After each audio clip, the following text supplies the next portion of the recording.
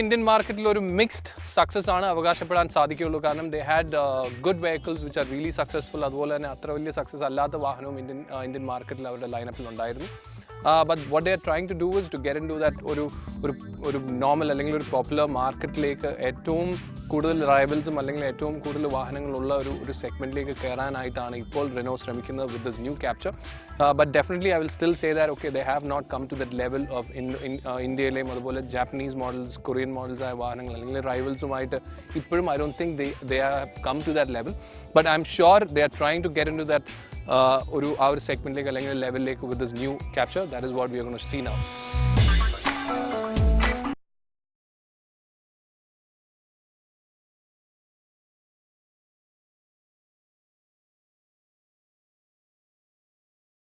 ഒരുപാടുള്ള ഒരു സെഗ്മെന്റിലേക്കാണ്. It's a heavy competitive segment, ഒരു ക്രോസ് ഓവർ അല്ലെങ്കിൽ ഒരു SUV എന്ന് പറയുന്ന സെഗ്മെന്റ്, അതിനകത്തേക്കാണ് ക്യാപ്ചറിനെ കൊണ്ടുവന്നിരിക്കുന്നത്. But I am sure they gonna have a proper ഒരു SUV ഫീൽ ഇതിൻ്റെ അല്ലെങ്കിൽ ഒരു ക്രോസ് ഓവർ ഫീൽ ഇതിൻ്റെ കംപ്ലീറ്റ് ലുക്ക് വൈസ് ഉണ്ട്.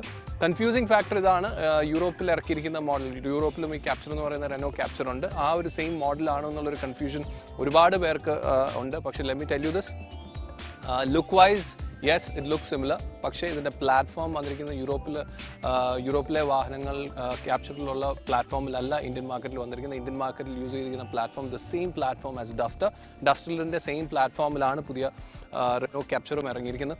ബട്ട് അതിൻ്റെ ഒരു എക്സ്റ്റീരിയർ ലുക്ക് അല്ലെങ്കിൽ ഒരു ലുക്ക് വൈസ് നമ്മൾ പുറത്തുനിന്ന് നോക്കുന്ന സമയത്ത് we won't feel that it's a same platform as a ഡസ്റ്ററിൻ്റെ ആ ഒരു പ്ലാറ്റ്ഫോമിലാണ് നമുക്ക് ഫീൽ ചെയ്യില്ല. പക്ഷേ ഇതിൻ്റെ ആ ഒരു whole complete look it looks a very ഒരു SUV ടൈപ്പ്, ആ ഒരു SUV ടൈപ്പ് ആ ലുക്ക് നമുക്ക് കിട്ടുന്നുണ്ട്. അതുപോലെ തന്നെ സൈഡ് ഫെൻഡർ അല്ലെങ്കിൽ ഇതിൻ്റെ വീൽ ആർച്ചൊക്കെ നോക്കിക്കഴിഞ്ഞാലും കുറച്ചും കൂടെ ഒരു ബിഗർ സൈസ്, കുറച്ചും കൂടെ ബൾക്കി ഫീലും എല്ലാം കിട്ടുന്നുണ്ട്. അതുപോലെ തന്നെ you can see the front അല്ലെങ്കിൽ ഒരു ഫ്രണ്ട് ബോണറ്റ് സൈഡ് നോക്കിക്കഴിഞ്ഞാൽ ഇറ്റ് ലുക്സ് വെരി ഒത്തിരി നീളത്തിൽ അല്ലെങ്കിൽ ഒത്തിരി വലുപ്പമൊന്നും നമുക്ക് തോന്നില്ല, പക്ഷേ it's shorter but looks exactly like an SUV from the front.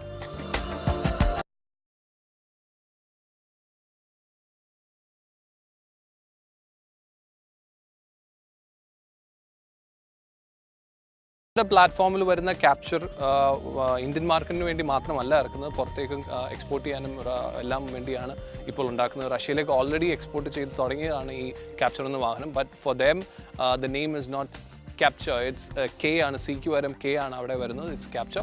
So ആ ഒരു പ്ലാറ്റ്ഫോമിലുള്ള വാഹനം they are trying to export in different countries also.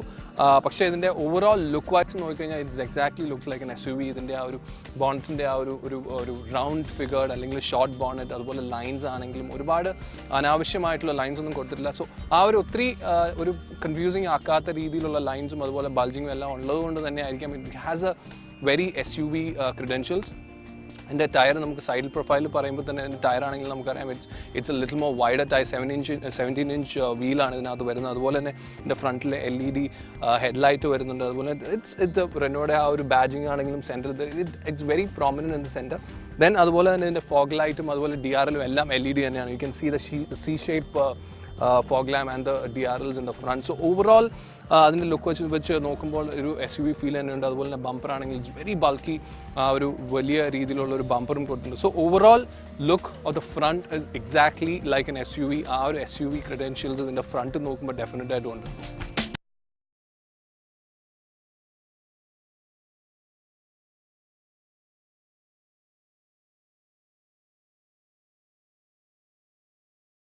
Back side നമ്മൾ നോക്കുമ്പോൾ there are a lot of things. ഇതിൻ്റെ ഫ്രണ്ടിൽ കൊടുത്തിരിക്കുന്ന ഒരു ക്വാർട്ടർ ഗ്ലാസ് കൊടുത്തിട്ടുണ്ട്. അതുപോലെ തന്നെ അതിൻ്റെ റൂഫ് ലൈൻ ആണെങ്കിലും ഒരു കംപ്ലീറ്റ് സ്ട്രെയിറ്റ് ലൈനിൽ വന്നിട്ടാണ് അതിൻ്റെ റൂഫ് ലൈനും വന്നിരിക്കുന്നത്. ആൻഡ് അതുപോലെ തന്നെ താഴെ you can see a chrome finish which they given.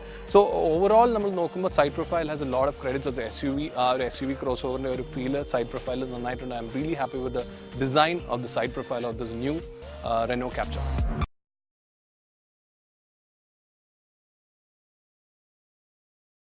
ിലേക്ക് വരുമ്പോൾ നമ്മൾ ശ്രദ്ധിക്കുന്നത് ഇതിൻ്റെ സി പില്ലർ തന്നെയാണ്. സി പില്ലറിൽ നമുക്ക് കാണാം ഒരു ക്വാർട്ടർ ഗ്ലാസും അതുപോലെ തന്നെ റൂഫിൻ്റെ ആ ഒരു കളർ ബ്ലാക്ക് ഫിനിഷും അതുപോലെ തന്നെ ബോഡി കളർ, ഈ 3 കോമ്പിനേഷനിലാണ് ഈ സി പില്ലർ വന്നിരിക്കുന്നത്. ആൻഡ് അതുപോലെ തന്നെ ടുവേഴ്സ് ദ ബാക്ക് സൈഡ് അല്ലെങ്കിൽ ബൂട്ടിൻ്റെ സൈഡിലേക്ക് വരുമ്പോൾ you can see the tail lamp which is completely LED ആണ് ഇതിനകത്ത് വന്നിരിക്കുന്ന എല്ലാ കംപ്ലീറ്റ് ലൈറ്റിങ്സും. ഹെഡ്ലൈറ്റ് ആണെങ്കിലും അതുപോലെ തന്നെ ഫോഗ് ലാമ്പ് ആണെങ്കിലും DRL ആണെങ്കിലും ഇപ്പോൾ ഇത് ടെയിൽ ലാമ്പ് ആണെങ്കിലും എല്ലാം തന്നെ LED വന്നിരിക്കുന്നത്. ആൻഡ് ടുവേഴ്സ് ബാക്ക് സൈഡിൻ്റെ ഡിസൈനിൻ്റെ ഡിസൈനിൻ്റെ കാര്യം പറയുകയാണെങ്കിൽ ഡിസൈൻ നമ്മൾ ഡസ്റ്ററിലും അല്ലെങ്കിൽ അതുപോലുള്ള വാഹനങ്ങളിൽ നമ്മൾ കണ്ട ഒരു സിമിലാരിറ്റി നമുക്ക് ഫീൽ ചെയ്യുന്ന രീതിയിലുള്ള ഒരു ബാക്ക് ഡിസൈനാണ് വന്നിരിക്കുന്നത്. I won't say it's bad, പക്ഷേ ആ ഒരു ഡിഫറൻസ് ഒന്നും എനിക്ക് ഇതിൻ്റെ ബാക്കിലെ ഡിസൈനിൽ തോന്നുന്നില്ല. സ്മോൾ ഡിഫറൻസസ്, ലൈൻസിലും എല്ലാം ഡിഫറൻസ് ഉണ്ട്, ബട്ട് ഓവറോൾ ആ ലുക്കിൽ I don't think there is much of a difference. പിന്നെ ഒരു കസ്റ്റമൈസേഷൻ്റെ ഒരു ഓപ്ഷനും കൂടി ഇതിനകത്തുണ്ട്. നമുക്ക് കസ്റ്റമൈസ് ചെയ്യണമെങ്കിൽ റൂഫിലെ ഗ്രാഫിക്സ്, അതുപോലെ തന്നെ ഇതിൻ്റെ ഒരുപാട് വേറെ പല രീതിയിലുള്ള ഓപ്ഷൻസ് നമുക്കുണ്ട് കസ്റ്റമൈസ് ചെയ്യാൻ. അങ്ങനെയുള്ള കാര്യങ്ങളെല്ലാം നമുക്ക് പുതിയ ക്യാപ്ചറിൽ ചെയ്യാൻ പറ്റുന്നുണ്ട്. അതുപോലെ തന്നെ ഇതിൻ്റെ ബൂട്ട് സ്പേസ് ആണെങ്കിൽ, ബൂട്ട് സ്പേസ് വരുന്ന ഒരു 392 ലിറ്റേഴ്സിൻ്റെ ബൂട്ട് സ്പേസ് ആണ് നമുക്ക് ഇതിനകത്ത് കിട്ടുന്നത്. It's A huge boot. When you actually compare with the Duster also, ഇതിൻ്റെ ബൂട്ട് സ്പേസ് വരുന്നത് വലിയൊരു ബൂട്ട് സ്പേസ് തന്നെയാണ് ഇത് വരുന്നത്. ഒരു 5 സീറ്റർ അല്ലെങ്കിൽ ഒരു സെക്കൻഡ് റോ പ്രോപ്പർ ഒരു സീറ്റിംഗ് ആണെങ്കിൽ പോലും എക്സ്പാൻഡബിൾ ബൂട്ട് സ്പേസ് വരുമ്പോൾ ഏകദേശം 1350 ലിറ്ററിൻ്റെ ബൂട്ട് സ്പേസും കിട്ടുന്നുണ്ട്. സോ ഒരു ഡസ്റ്ററിൻ്റെ പ്ലാറ്റ്ഫോം ആണെങ്കിൽ പോലും ബൂട്ട് സ്പേസിൻ്റെ കാര്യം പറയുമ്പോൾ it's very big and it's very useful.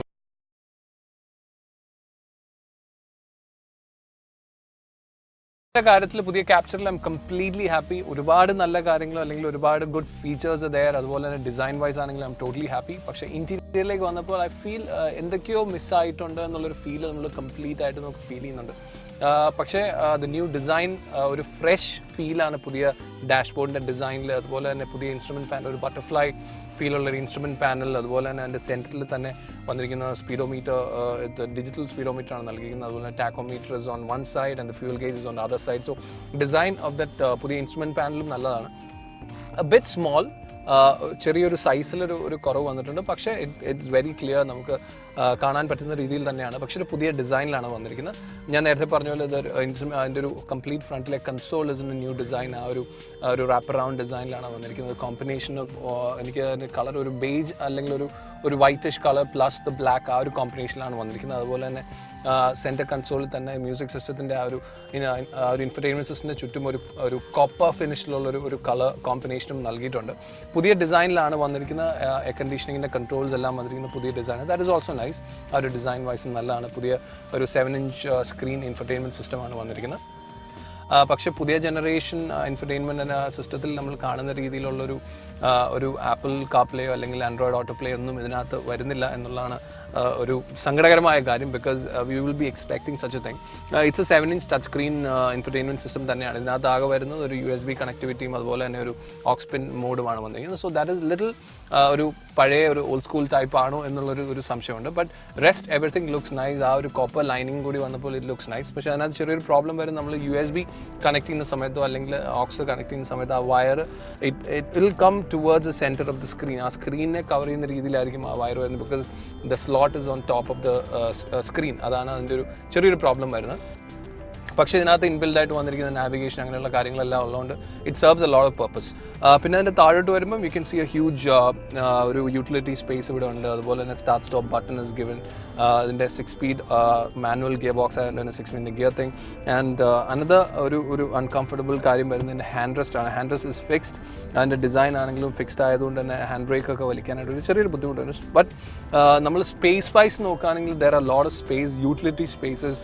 പിന്നെ സെൻറ്റർ കൺസോളിലാണെങ്കിലും ഒരു ചെറിയൊരു യൂട്ടിലിറ്റി സ്പേസ് കൊടുത്തിട്ടുണ്ട്. You can keep your mobile phones and everything here.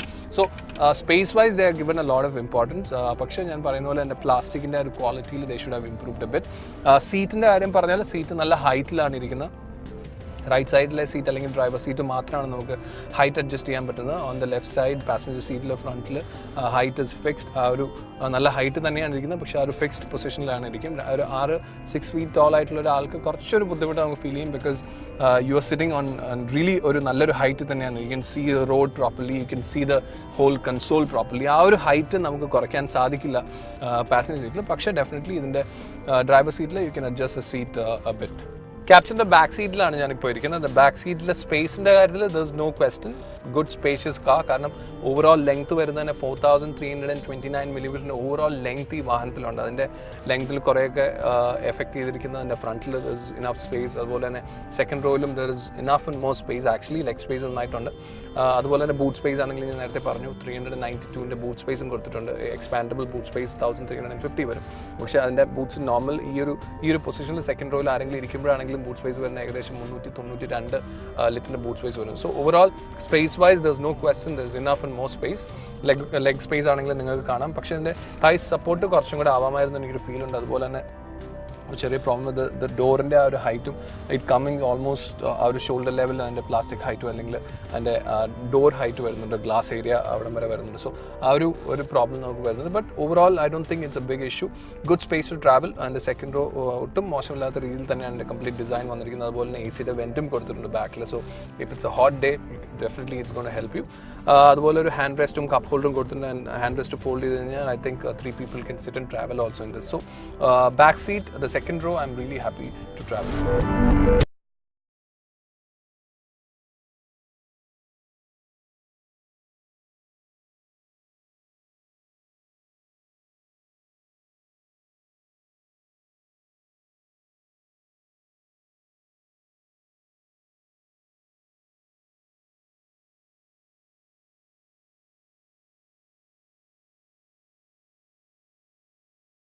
ഞാനിപ്പോൾ ഡ്രൈവ് ചെയ്യുന്ന റെനോയുടെ ഏറ്റവും പുതിയ SUV ആയ ക്യാപ്ചറാണ്.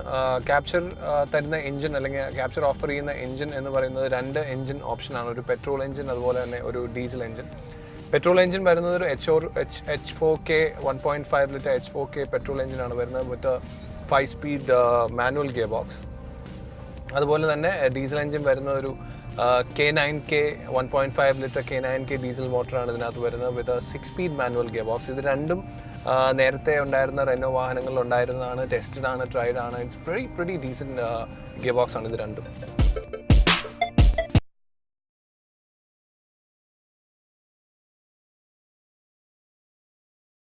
ഡീസൽ വേർഷനാണ്. ഡീസൽ വേർഷൻ വരുന്ന ഒരു DCI മോട്ടറാണ്, ഡീസൽ മോട്ടറാണ് ഇതിനകത്ത് വരുന്നത്. അതിൻ്റെ പവർ വരുന്ന ഒരു 110 HP പവറാണ്, 240 Nm ടോർക്കുമാണ് വരുന്നത്. ഇതിൻ്റെ നേരത്തെ ഉണ്ടായിരുന്ന ഡസ്റ്ററിലെല്ലാം നമ്മൾ കണ്ടിരിക്കുന്ന എഞ്ചിൻ തന്നെയാണിത്. അതിൻ്റെ ഒരു പവർഫുൾ വേർഷൻ അല്ലെങ്കിൽ കുറച്ചും കൂടെ പവർഫുൾ വേർഷനായ 110 bhp ഉള്ള എഞ്ചിനാണ് ക്യാപ്ചറിൽ റെനോ നൽകിയിരിക്കുന്നത്.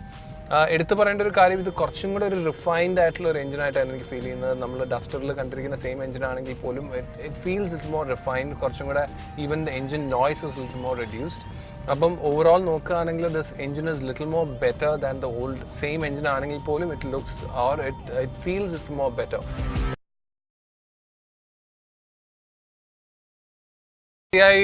മോട്ടർ, ഡീസൽ മോട്ടർ എപ്പോഴും ഒരു ടർബോ ലാഗ് നൽകിയിരുന്നു. ഈവൻ ഡസ്റ്ററിലാണെങ്കിലും ആ ഒരു ഇനീഷ്യൽ ടർബോ ലാഗ് ഉണ്ടായിരുന്നു. ഇതിനകത്തും the story is not different.